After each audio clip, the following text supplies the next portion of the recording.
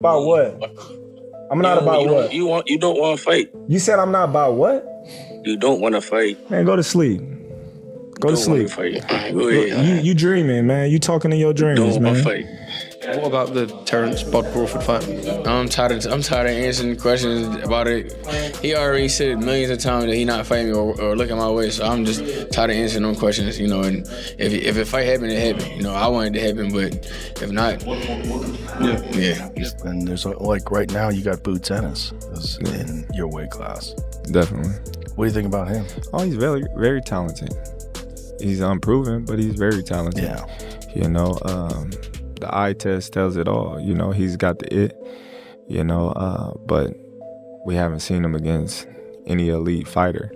We've never seen him tested. So until then, you know, we just going to keep saying, oh, Boots, Boots, Boots, until he meet that fighter that's... Jaron Boots Ennis and Terence Bud Crawford faced off in a live interview packed with intensity.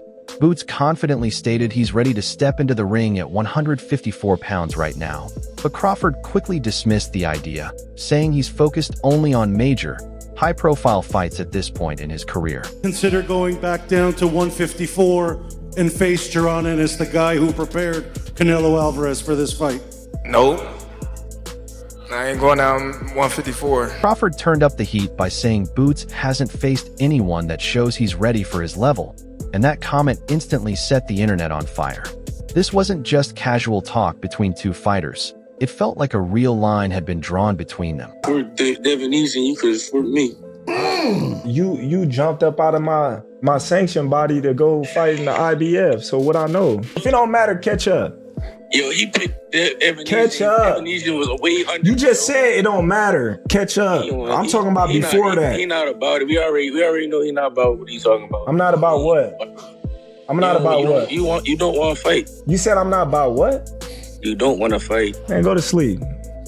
Go to sleep. Go ahead. You dreaming, man. You talking in your dreams, don't man. Fight. Crawford made it clear he's done with tune-up fights and tired of sitting on the sidelines. The tension between him and Boots had everyone thinking the same thing. If these two ever agree to fight, it's going to be explosive. And just when things couldn't get more intense, Boots' father, Bozy Ennis, jumped into the conversation like a protective dad stepping in to set things straight. Hey man, listen closely. Make that fight. You know, we want that fight. You know what I mean? I said, you know, we wanted him or either Spence. It didn't make no difference. As long as we get the fight, we'll see where we coming from. Right now, we ain't worrying about Crawford. We're going to clean 147 now, and then we're going to move to 154. If he's there and he got a belt, we coming after him. Simple as that. He didn't hold back at all, saying, "We never ducked Crawford. The only thing I ever turn down is my thermostat when the bill's too high." That's classic old-school boxing dad energy.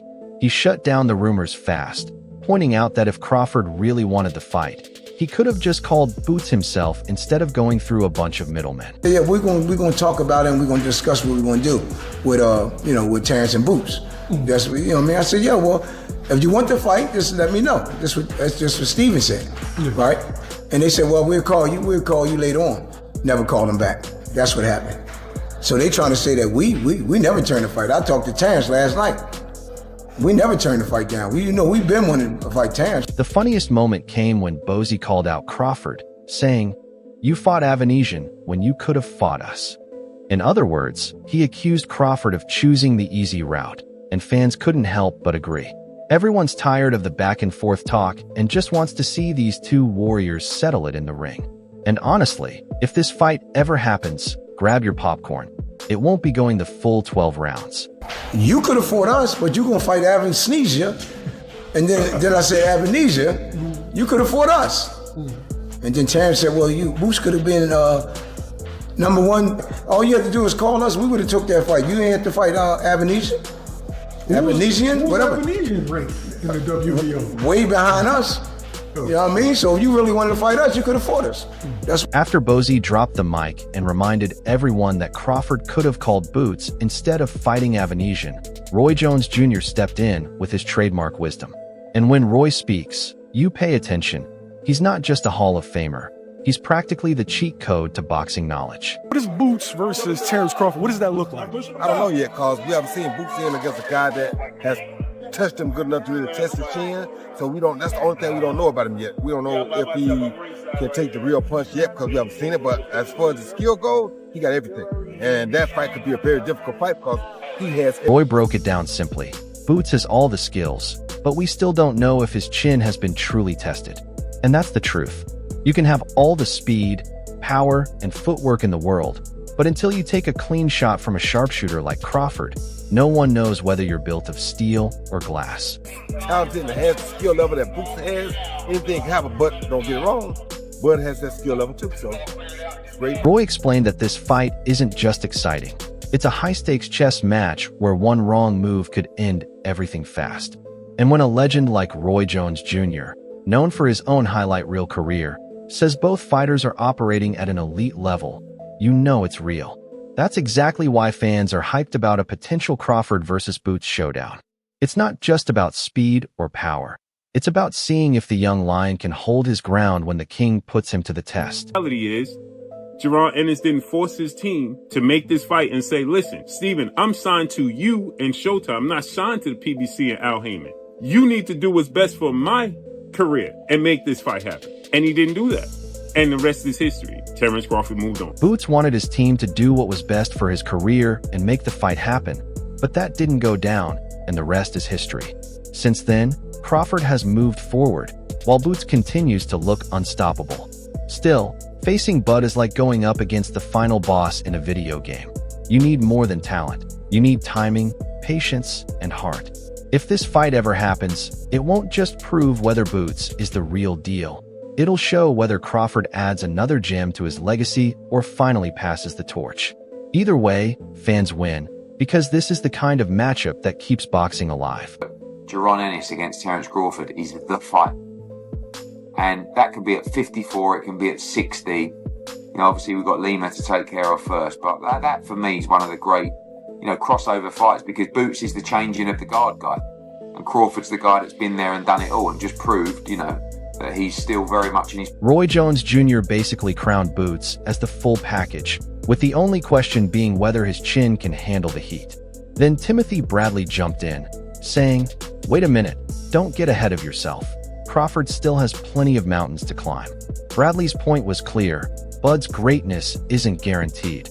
It's earned by taking on killers like Benavidez Jr. and even the crafty puzzle master Bivol. Back to Benavidez. Damn, if Benavidez come back down to 168, man, that's another crazy matchup for Terence Crawford. Because, again, look, with the skill set of Crawford and everything else he brings, right? These guys have skills too, and they bigger than he is. See, and that's difficult. That's going to be real. Bradley's point hits hard. Beating Canelo was legendary, but chasing the giants at 168 and above takes Crawford into myth-level danger. This isn't just about whether Bud can win. It's about whether he can face fighters who seem engineered for the ring and still outsmart them. That's the drama fans crave. Bradley might sound like he's cooling off Crawford's hype, but really, he's adding fuel. When a former champ warns that Crawford could actually lose against those monsters, you know this would be a true, legacy-defining battle. And so, I mean, look, if Crawford can go down and face that dude, bro, man, whoo, Crawford's legacy, everybody will be tuning in just to see Terence Crawford's greatness, because he's a mega star now. So it don't matter who Terence fight. Everybody gonna be tuning in to see the greatness of Terence. When this fight happens, everyone will be watching to witness Terence Crawford's greatness. I also loved Bradley's subtle jab at Floyd, telling him to relax and enjoy the show. Classic champ energy. Bottom line, Crawford's in a rare position where, win or lose, fans will tune in just to see him tackle challenges no one else dares. And that's the beauty of boxing. It's not about easy fights. It's about stepping up against the toughest opponents and either becoming a legend or getting humbled on the biggest stage. That's why no one can look away. That Bivol fight. Yeah, on this channel, if you stay tuned on this channel, y'all know that Bivol was a miracle fight. Yeah, he's a miracle fight. Terence Crawford may need a miracle beating that dude right there. styles make fights. I tell you folks all the time, styles makes fights. That's what it is. And B-Ball got the style to give Terence Crawford fits. He got the size to give him fits. He got the footwork to give him fits. He got the jab to give him fits. Right after Bradley cooled things down with his reality check on Benavidez and Bivol, Coach Calvin Ford jumped in with his own fire. He didn't hold back, saying Crawford could have stopped Canelo but chose to be humble instead. Picture that. The pound-for-pound king essentially letting Canelo keep his pride, like it's a casual sparring session. That's not just smart boxing. That's next-level generosity. Calvin nailed it, too. You could see Canelo throwing everything he had, while Crawford just read him effortlessly, like checking yesterday's Twitter feed. Not crazy, because I predicted. I said Canelo was going to get old in the ring that night. No disrespect to Crawford. He did a good. Crawford could have stopped him. He could have. Me being a coach and watching how the fight was going on, he could have stopped him. And I know he's saying that in his mind, but he was being humble of Canelo. He was being humble, and it was a great fight, and it was good talk for the boxer. He kept it humble, and it was an amazing fight that gave the boxing world plenty to talk about. Calvin didn't hold back either, calling Crawford the guy carrying the torch for this generation after Floyd, and even dropping the ultimate what if, Floyd versus Crawford, even as an exhibition. And let's be real, we'd all pay way too much to see that. Forget Logan Paul matches, give us Bud and Floyd in a strategic, high-level showdown. Calvin made it clear Crawford didn't just win, he leveled up to boxing's final boss. That's why these breakdowns are gold. It shows the real flex isn't just winning. It's proving you could have ended at any time, but instead put on a masterclass. Savage doesn't even cover it. From Floyd's generation to this generation, didn't get to see it come. That's just like, we never get to see Michael Jordan play, right? But we remember when he used to play. Come on. So.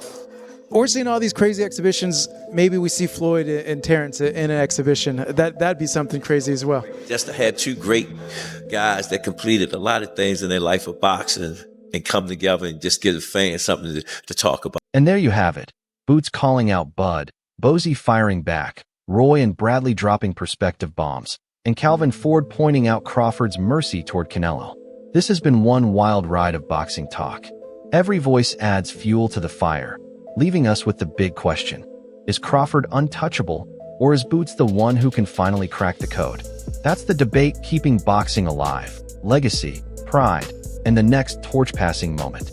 Now it's your turn. Drop your thoughts in the comments. Who really has the edge, Bud or Boots? Could Crawford ever risk it all against the giants Bradley mentioned?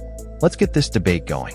And don't forget to like, share, and subscribe to Boxing Headquarters, your ringside seat to all the madness.